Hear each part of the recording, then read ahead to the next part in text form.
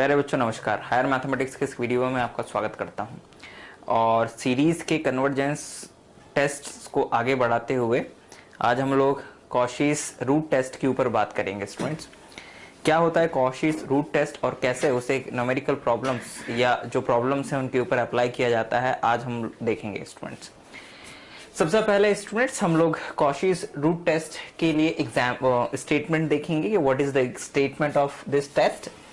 हमारे पास में पॉजिटिव टर्म का एक सीरीज है student, summation of un, and this series is convergent if limit n tends to infinite un raised to the power 1 by n, यानी कि nth root of un is less than 1, then the series is convergent, and if this limit is greater than 1, then the series is divergent, and if this limit is equals to 1, then the test is fail. Students, तो ये है कॉशीस root test.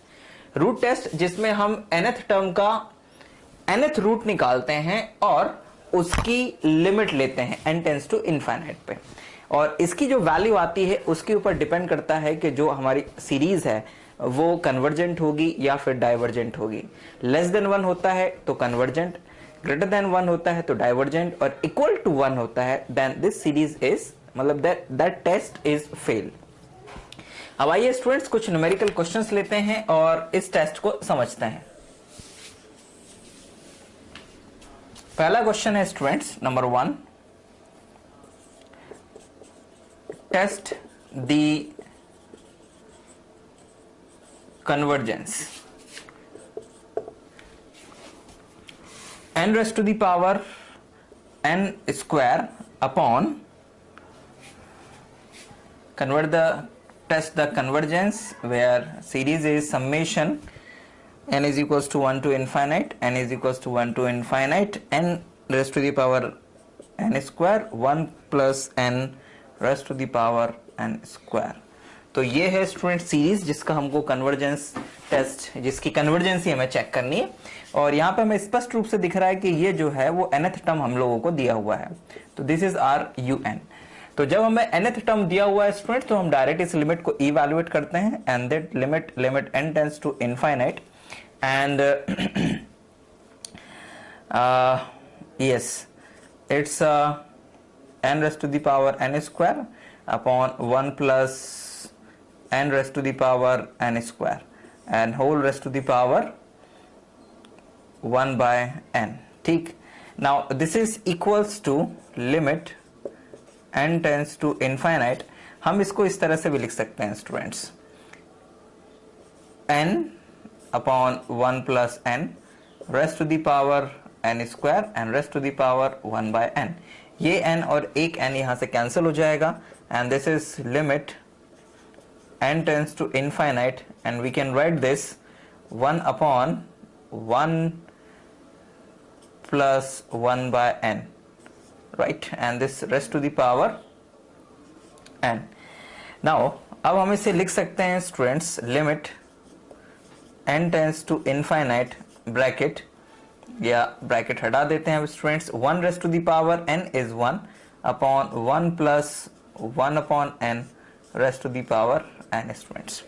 और अब जब यहाँ पर हम लोग limit n tends to infinite लेंगे स्टूडेंट्स, तो आप जानते हैं कि ये जो 1 plus 1 upon n raised to the power n होता है, इसकी जो वैल्यू है, अच्छा यहाँ पर n कॉमन लेके कैंसिल कर दिया था, दैट्स वाई हमारे पास ये रिजल्ट आया था। जब इस लिमिट को आप इवैल्यूएट करेंगे स्टूडेंट्स तो हम जानते हैं because limit n tends to infinite 1 plus 1 by n raised to the power n is equals to e। इस लिमिट की जो वैल्यू होती है वो e होती है स्टूडेंट्स। तो यहां से हमारे पास में ये जो लिमिट आ जाएगी, limit n tends to infinite n raised to the power n square upon 1 plus n raised to the power n square and whole raised to the power 1 by n।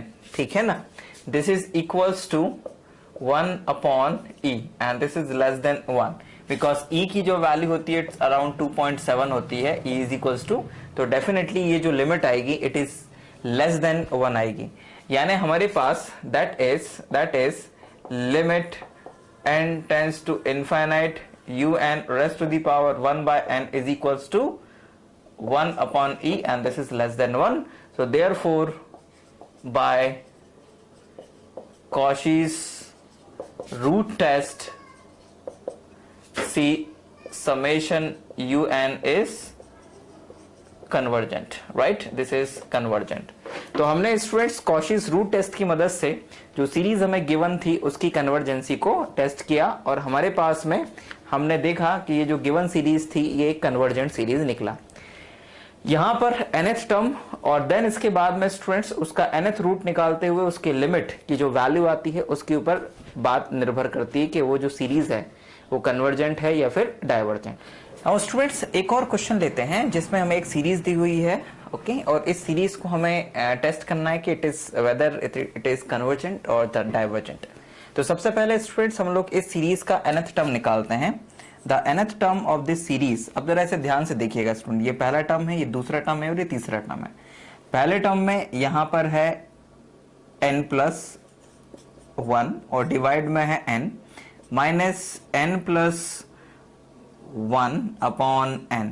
यहां पर जो पावर है पूरे की students, that power is, अगर मैं कहूं तो इट्स पावर इज n, ठीक है, बिकॉज ऊपर भी वही है यहां पर भी वही है, and divide by raised to the power -n। आप जरा देखें दूसरे टर्म में क्या ये चीज पूरी होती है। दूसरे टर्म में जब n इज इक्वल टू 2 होगा तो यहाँ 3, exactly it's 2 + 3, raised to the power 3 होनी चाहिए स्टूडेंट्स यहाँ पर, लेकिन हमने यहाँ पर पावर 2 लगाई है, जबकि ये पहला टर्म था, मतलब यहाँ पर एक पावर बढ़ के आ रही है हमेशा, तो यहाँ पर n+1 कर देते हैं।